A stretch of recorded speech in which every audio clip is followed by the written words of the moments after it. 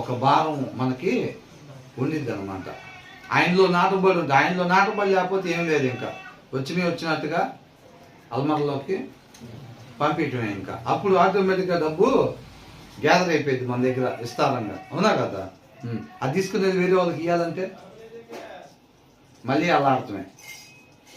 తక్కువ రేటు బట్టలు కొనాలంటే ఎక్కువ డబ్బులు పెట్టుకొని మళ్ళీ అల్లాడిపోవటమే. కారు కొంటాకని వెళ్దాం, మనకు అవసరం అవుతుంది మరి ఆఫీస్కి వెళ్ళడానికి. డబ్బులు చూస్తే నెంబర్ 1 ఉన్నాయి మన కాడ. కారు చూస్తేనేమో మన అవసరం తగ్గట్టుగా కారు కొనుక్కోవాలి. ఎలా ఉంటుంది పరిస్థితి? డబ్బులు చూస్తే బ్రహ్మాండంగా ఉన్నాయి, బెంజ్ కారు కొనేటట్టు కూడా ఉన్నాయి. కాకపోతే మనకేమో అవసరం లేదు, మరి అంత ఖరీదైంది.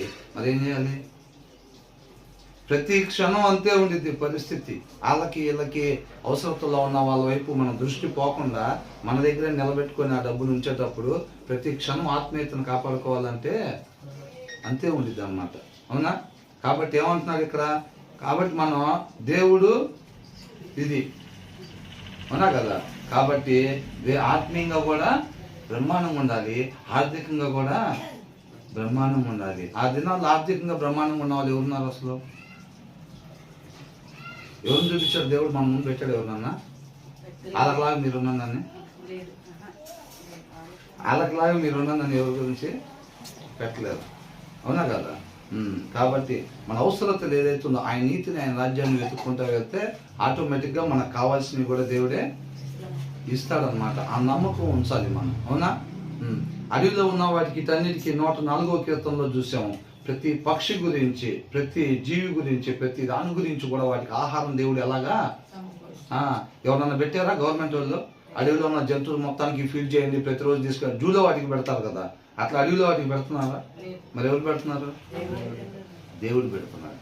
ఆశగా ఏ పూట ఆహారం ఆ పూట కొరకు ఆయన వైపు అంట చూస్తూ ఉంటాయి అంట. క్లియర్గా రాస్తుంది చక్కగా. ఒకసారి కుదిరితే ఇంటికి వెళ్ళిన తర్వాత చదవండి, ఒకసారి ధ్యానించుకున్నాం మనం.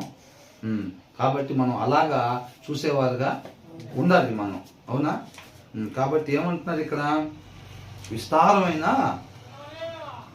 నెమ్మది లేకుండా విస్తారమైన ధనం ఉండేదానికంటే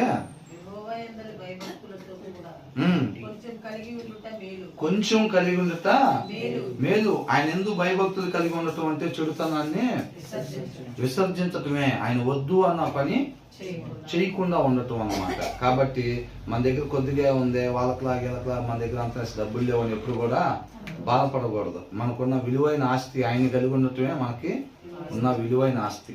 పిల్లలు కూడా ఆ ఆస్తి తీయటానికే మనం తాపత్రయపడాలి తప్ప ఈ లోక సంబంధం